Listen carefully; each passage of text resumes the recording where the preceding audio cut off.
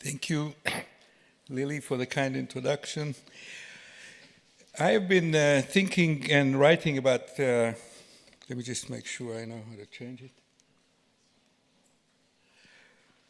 I have been thinking and writing about urban density for some 20 years now.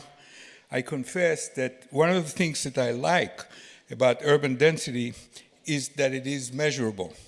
Like Lord Kelvin said, when something is measurable, you can do something about it. I would like to focus my talk today on some of findings associated with density, with a special emphasis on density and climate change, and on the issue of densification as an urban planning strategy. Let me start by noting that when speaking of density, we need to look at the metropolitan area as a whole, in its entirety. Cities are not, as some people will tell us, mosaics of self-contained live-work communities where people can walk and bicycle to work in 15 minutes. They derive their great productivity and their economic resilience by forming integrated metropolitan labor markets, large single markets where every worker has access to all jobs and every firm has access to all workers. And the easier it is for workers to get to their jobs, wherever they may be, the more productive the city will be. We can therefore focus on a gross measure of average urban density as the ratio of the total population of a city or metropolitan area and the total area of its urban footprint. This way of defining density already tells us something important about the city. It tells us how much land on average each person in the city uses or consumes, because the reciprocal of urban density is land consumption per capita. Cities with lower density consume more land per person than cities with higher density. And if the policy issue at hand is land conservation, for example, then average urban density measures the efficiency of land consumption in the city. The second thing that average density tells us is that in two cities with a footprint of the same shape, the city with a lower density will have higher average distances between its locations than the city with a higher density.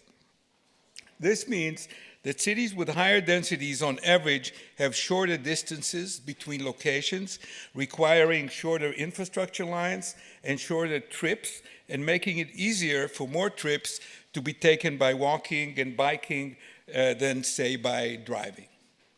Moreover, it has been shown that public transport becomes feasible about a certain density threshold. Some say 30 people per hectare, some say 50 people per hectare, and therefore cities with higher densities can better accommodate public transport. Atlanta and Barcelona in 1990 had roughly the same population, while the density of Barcelona was 26 times that of Atlanta. You understand then that you can walk, bicycle, and use public transport in Barcelona to get to a lot more places than you can do in Atlanta, where pretty much every trip requires a car. This connection between average density and energy use in transport, or greenhouse gas emissions from transport, has been front and center in connecting urban density with climate change. It is generally agreed that higher average densities in cities contribute to the mitigation of climate change, and the IPCC fifth report, for example, suggests that doubling the average density of a city, coupled with other interventions like mixed land use, higher employment densities, and improvements in transit, could be associated with a 25% reduction in greenhouse gas emissions. This connection, which is typically viewed as a causal connection between urban density and greenhouse gas emissions, has energized urban planning agendas the world over to call for urban densification in the name of mitigating climate change. This is in addition to other good reasons for densification, such as the conservation of prime agricultural lands on the peripheries of cities, shorter infrastructure lines, the creation of affordable housing in good locations, and a host of other benefits from higher densities that have been measured and presented in the literature over the last couple of decades. This causal connection between density and emissions is surely an important insight, but to make sense of it, we must subject it to some quantitative analysis. Because even if a city, any city, could retain its present urban footprint and does not expand at all, a highly unlikely scenario, doubling densities would require the city to double its population. Let us look at two sets of data, the projections of urban population growth in different regions between now and 2050, and the distribution of greenhouse gas emissions in different regions in the world in 2020. In general, most urban growth is now projected to be in the global south. In fact, for every person added to a city in the global north between now and 2050, 18 persons will be added to cities in the global south. More specifically, 1/3 of the increase in the urban population will be in sub-Saharan Africa, and 1/4 will be in the Indian subcontinent. The population of the global north, for example, is expected to grow by 12% between now and 2050. And so if cities in the global north did not expand at all, perfect densification will increase average densities by 12% and reduce greenhouse gas emissions by 1/4 of that, namely by 3%. The population of China, to take another example, is expected to grow by 25% during this period, and maybe less, given recent news about women there not wanting to have children. Perfect densification there will decrease greenhouse gas emissions by 1/4 of that, again, about 6%. Let us now look at data about the distribution of greenhouse gas emissions in different regions. We see that 1/3 is produced in the global north, 1/3 is produced in China, and another 1/3 is produced everywhere else. We can also see that a 3% reduction in greenhouse gas emissions in the global north will result in a 1% reduction in global emissions. A 6% reduction in China will result in a 2% reduction in global emissions. Africa, as a whole, to take another example, produced 4% of total greenhouse gas emissions in 2020. Its population is projected to grow by an additional 150% by 2050. So with perfect densification, it could reduce greenhouse gas emissions by 25% times 150%, or by 37.5%. That would amount to reducing global emissions by 1.5%. In other words, the places that are producing a lot of greenhouse gas emissions, like the global north and China, are not growing in population and therefore cannot really densify. And the places that are producing very little greenhouse gas emissions, like Africa, are growing in population and can, in theory, densify, but even if they do, they will contribute little to global reduction in greenhouse gas emissions. Let us now ask ourselves, what would doubling urban density in 30 years mean, and how are cities performing in comparison to this imaginary target? On average, it would mean that densities would have to increase at an average annual rate of 2.3% per year in order to double in 30 years.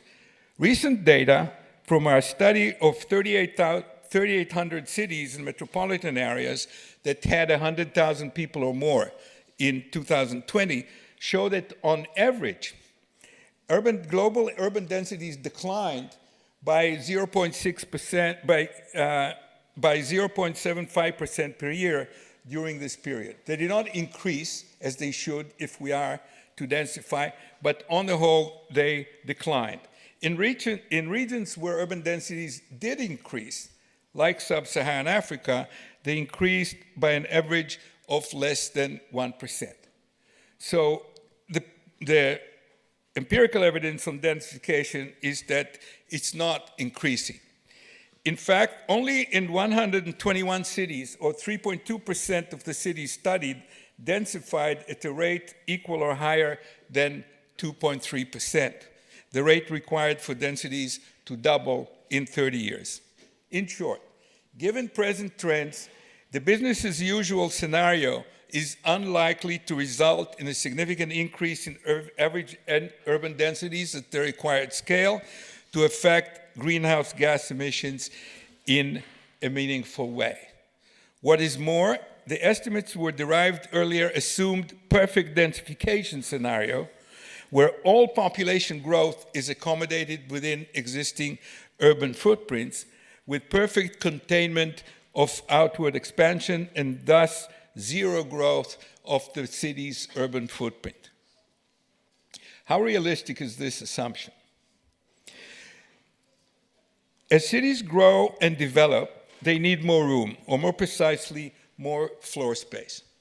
They could create more floor space in three ways: by building upwards, by infilling of vacant spaces between buildings, or by expanding outwards. And they typically grow in all three directions together.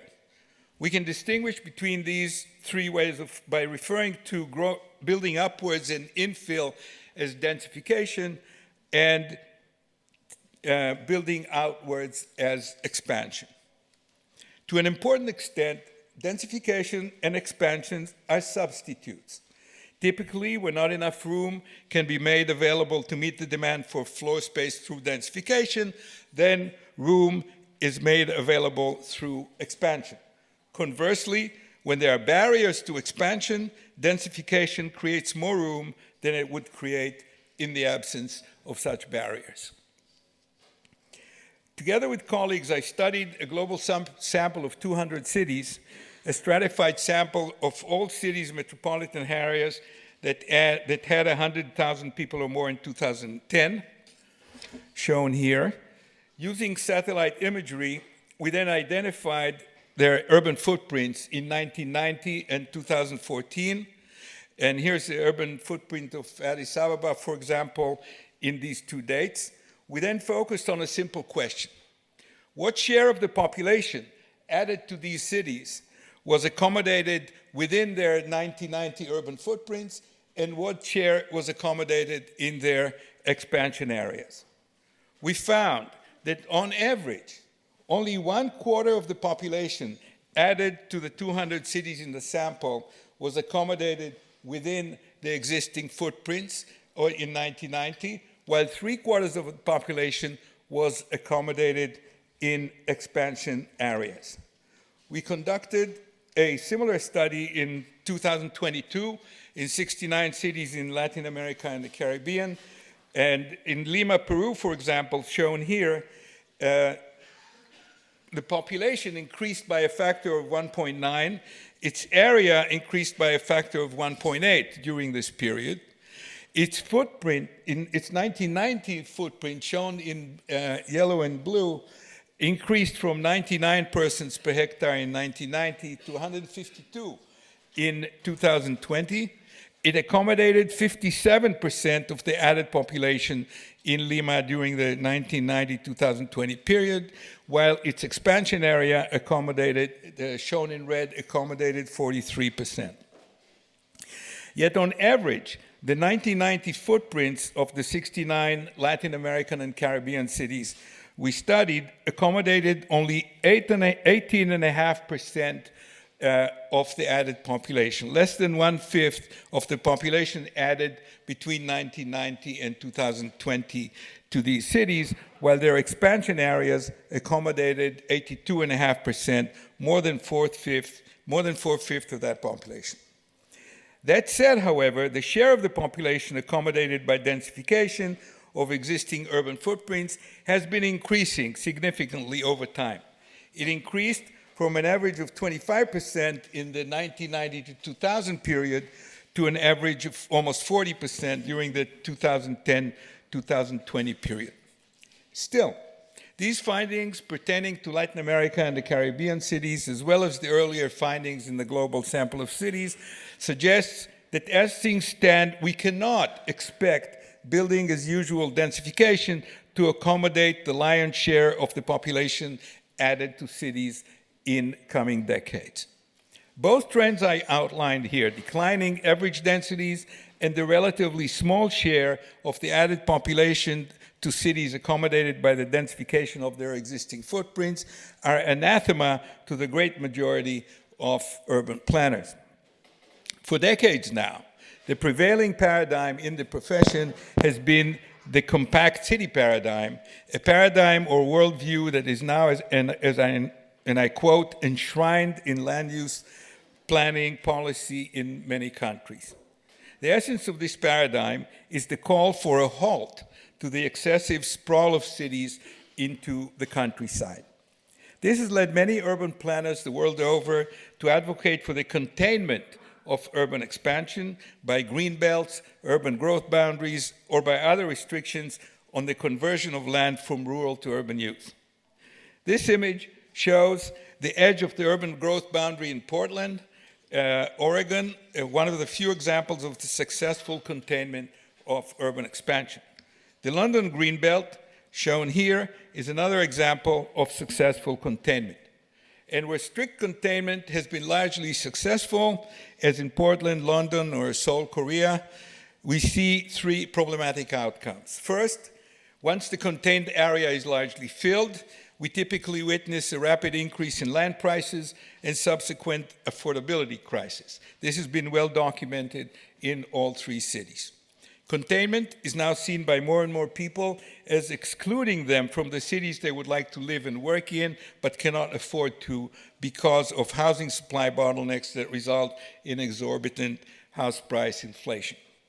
Second, containment policies have often been pursued without a comprehensive strategy for densification.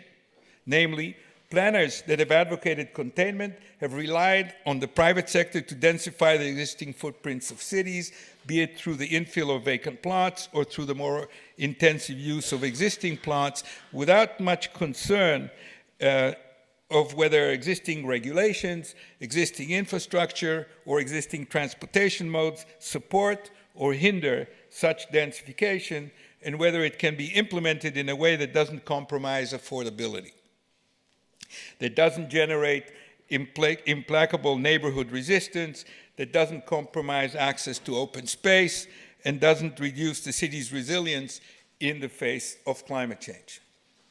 Third, once the area within the greenbelts has been largely built up, development leaps across the greenbelt while still connected to the metropolitan labor market.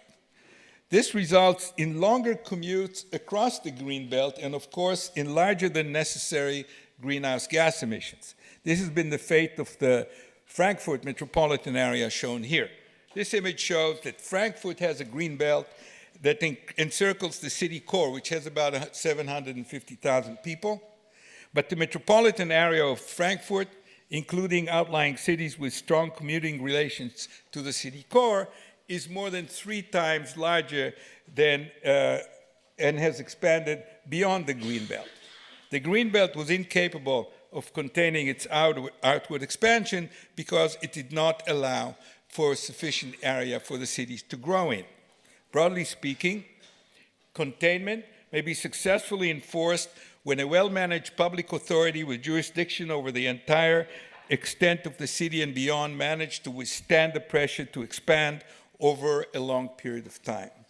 Except for a few cities like Portland, London, and Seoul, effective containment is the exception rather than the rule.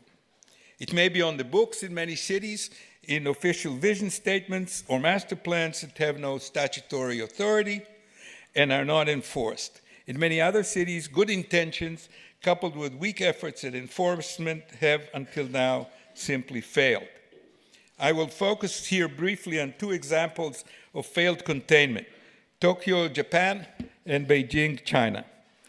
This image shows the abandoned 1941 greenbelt in Tokyo superimposed on its built-up extent in 2014. The area within this abandoned greenbelt is 450 square kilometers.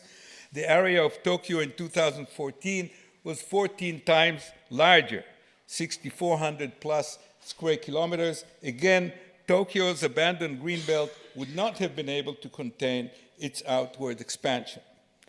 The fate of the greenbelt of Beijing, China, shown here, is illustrative of the failure of Chinese authorities, powerful as they may be, to limit urban expansion. The red area in this map is the area within Beijing's 2003 officially designated greenbelt, the light blue boundary that has been built upon by 2016.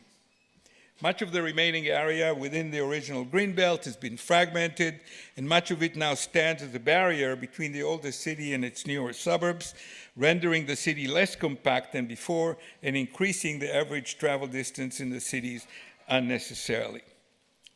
It is surely possible to contain urban expansion in cities in the global north that are not growing very slowly, or shrinking. Yet, for better or worse, the containment of urban expansion is not likely to succeed in cities in the global south, most notably in sub-Saharan Africa and in the Indian subcontinent, that are still growing in leaps and bounds.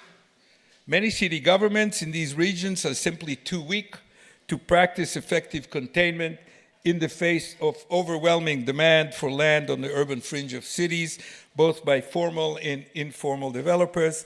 Containment there is most likely to fail. To conclude, the continued commitment of urban planners to containment presents a real intellectual barrier to accommodating urban growth in cities that are still growing.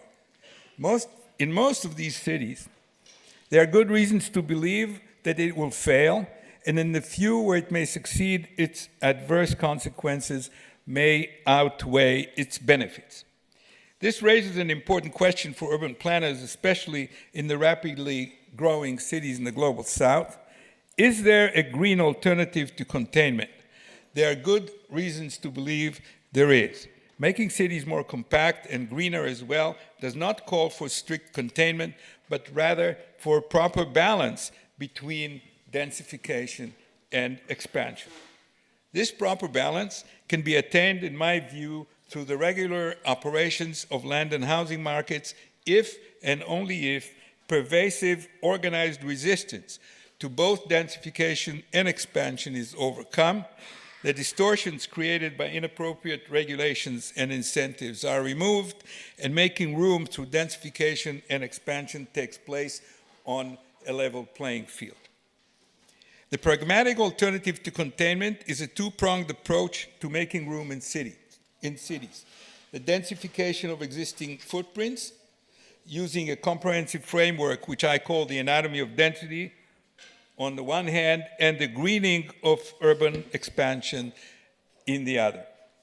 In the remaining minutes of my talk today, I will elaborate on the anatomy of density framework.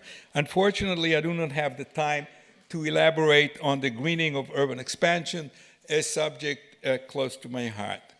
In short, it involves ensuring that the rural periphery is converted to urban use in a way that conserves areas of high environmental risk or high amenity value, in a way that connects the periphery to the urban job market with a grid of arterial roads that carry public transport, in a way that enables the plots adjacent to these arterial roads to develop as high-density areas of transit-oriented development, in a way that makes small blocks in local neighborhoods easier for walking and biking, and most importantly, in a way that reduces informal development and keeps housing accessible and affordable to all inhabitants by subdividing land in an organized manner before it is occupied. What do I mean by the anatomy of density? We defined urban density at the outset. Urban density is simply the ratio of the,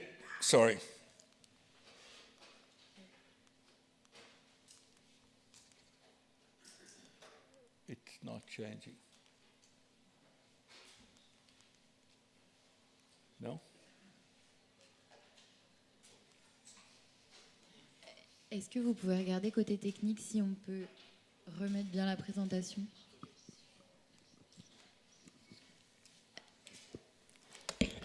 c'est en bas. Ouais, There. c'est bon. We defined urban density at the outset. Urban density is simply the ratio of the total population of the city and the total footprint the city occupies. We measure urban density, say, in persons per hectare, where a hectare is 1% of a square kilometer. Dhaka, the capital of Bangladesh, had an average density of 372 persons per hectare in 2014. Minneapolis, in the United States, had an average of 10 persons per hectare. Urban density in Dhaka was 37 times that of Minneapolis. But just knowing these facts does not tell us much. They hide more than they reveal.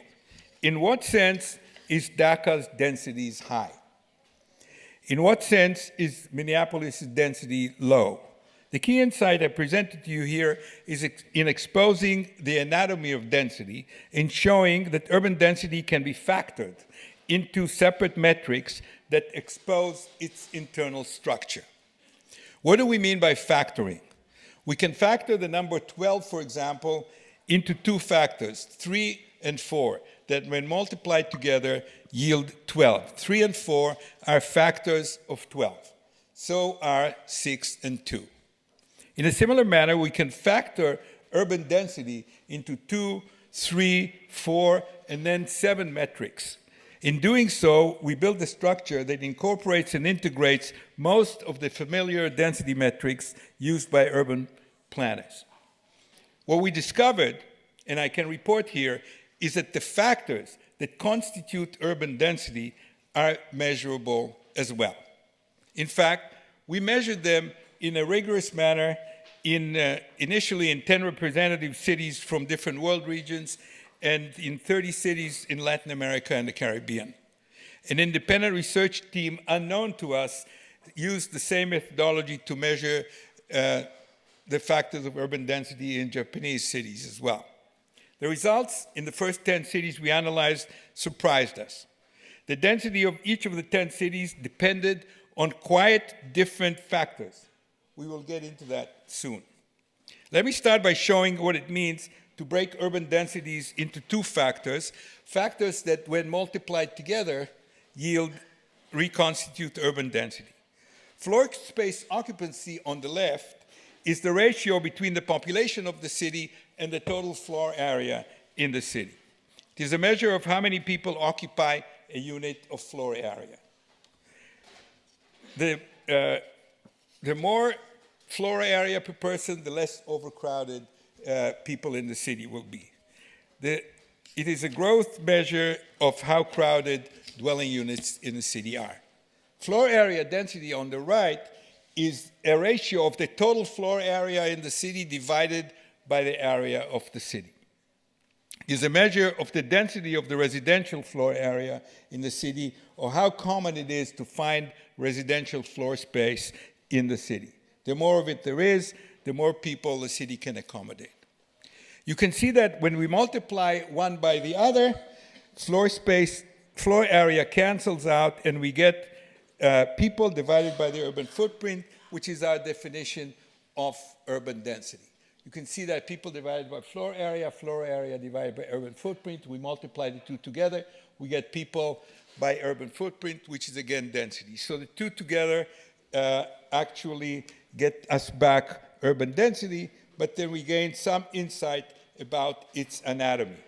The more people per unit floor area, the higher the urban density. And the more floor area per areal unit of the city, the higher the density. We can go further. We can also break down floor area density into two factors, the floor area ratio and residential share. The floor area ratio, the yellow box, is a common density matrix. It is defined here as the ratio of the total floor area, the total residential floor area in the city divided by the residential area of the city. The residential share, the blue box, is a land use measure of what is the share of the land use in the city in residential use. Also a typical metric. Again, when we multiply floor area ratio by residential share, we get floor area density. This means that we can represent urban density as a product of three factors: floor space occupancy, floor area ratio, and residential share. This is interesting because when we represent urban density as a product of three factors, we can think about it as a box in three dimensions, where floor space occupancy is its x-axis, residential share is its y-axis, and the floor area ratio is its z-axis. You obtain values for these factors for 10 cities in different world regions. It doesn't want to change again.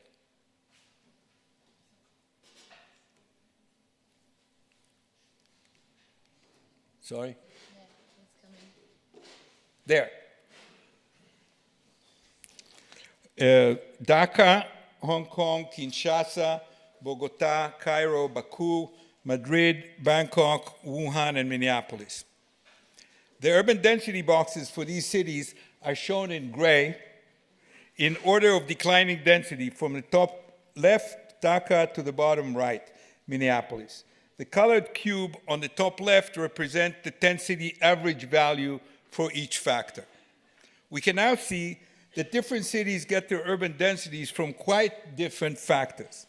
Dhaka, the city with the highest density in the group, gets its density from above average floor area occupancy, that's above average overcrowding, and above average residential share. A large area of the city is in residential use, while its floor area ratio is below average. Hong Kong, with the second highest urban density, gets its urban density from its above average floor area ratio, its tall buildings, even though it has a low residential share. Kinshasa, with the third highest urban density, gets its density from its very high floor space occupancy. It is extremely overcrowded and it's above average residential share, but its floor area ratio is way below average. All the houses are 1 and 2 stories high, and people live in less than 4 square meters per person. In fact, every city has a unique combination of factors that gives it its urban density, and we cannot guess the value of these factors from information about urban density alone. We need to look for them and measure them one by one.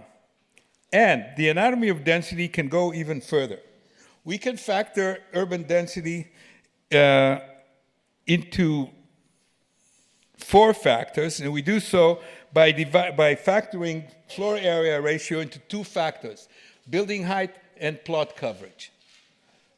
2 very familiar ideas. The building height is the number of stories in a building, floor area, and the plot coverage is the share of the plots covered by building footprints. Again, when we multiply them together, residential building footprints cancels out, and we get floor area divided by residential area, which is the floor area ratio. We can now see that urban density is a product of 4 factors: floor space occupancy, building height, plot coverage, and residential share. It increases when either one of those 4 increases, and it declines when any one of them declines. Finally, we can go even further. We can decompose floor space occupancy into 4 factors. The first is dwelling unit occupancy, which measures the number of persons per dwelling unit. The second is the occupancy rate, we talked about it yesterday, which measures the share of the total number of dwelling units that are occupied, i.e. not vacant. The third is dwelling unit packing, which is the reciprocal of the average size of dwelling units in the city. And the fourth is floor plan efficiency, which measures the share of the floor area, of the gross floor area of residential buildings that is devoted to living areas, net of common spaces like corridors, stairs, lobbies, parking spots, and so on. Again, when you multiply all those 4 together, we get the floor space occupancy. You can see that in order to densify a city, we must increase one of these factors and ensure that the other ones do not decline. This kind of analysis has useful policy implications. We can increase dwelling unit occupancy, for example, by increasing the number of people that occupy a single dwelling unit. In times of crisis, we can do so by forcing families to share dwelling units. Otherwise, we can encourage communal living and larger households, and we can encourage lowering dwelling unit size.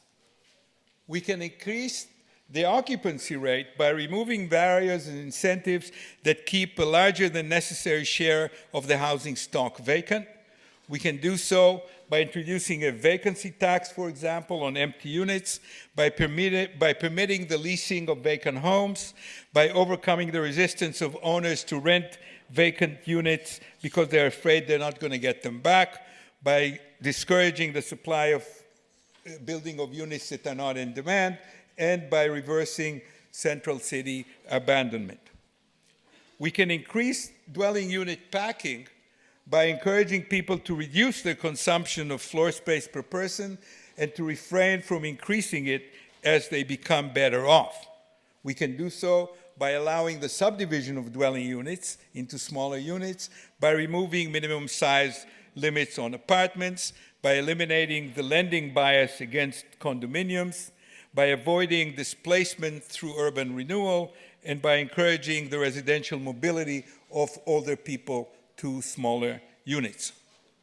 We can increase floor plan efficiency by removing barriers and incentives that lower the share of living areas in the total residential floor space under construction. We can do this by encouraging lightweight construction, by improving high-rise building design, and by reducing parking requirements. We can increase building height by revising regulatory barriers and incentives that prevent the increase of residential floor space with taller multi-story structures. We can do so by relaxing building height restrictions, by allowing the addition of floors on existing roofs, by increasing access to construction finance, by increasing allowable floor space area ratio, and by expanding zoning for multifamily dwellings. We can increase plot coverage by removing and redesigning regulations that limit the share of the area of residential plots that building footprints can occupy. We can do that by reducing minimum lot size for single-family homes, by relaxing setback regulations, by allowing multiple units on single-family plots, and by increasing allowable floor area ratios. Finally, we can increase residential share by increasing the share of residential and mixed uses in the city while limiting the loss of residential area to other land uses. We can do so by accelerating the conversion of commercial and industrial areas to residential use, by encouraging mixed use, by avoiding mass evictions for urban highways, and by avoiding the overallocation of lands for industrial use. To conclude, we can decompose urban density into measurable factors that allow us to explore its anatomy. They allow us to understand how different cities acquire their density and to see that they acquire it in different ways, something we could not see simply by looking at variations in urban density. Decomposing urban density into its factors also allows us to design comprehensive urban densification strategies that look at all the possible ways to increase urban density in a systematic way. The anatomy of density thus provides urban planners and policymakers with a tool that allows them both to implement complex densification plans and to measure how increases in each one of the factors contribute to progress in densification, now a key goal in our global urban agenda. This concludes my talk. Thank you.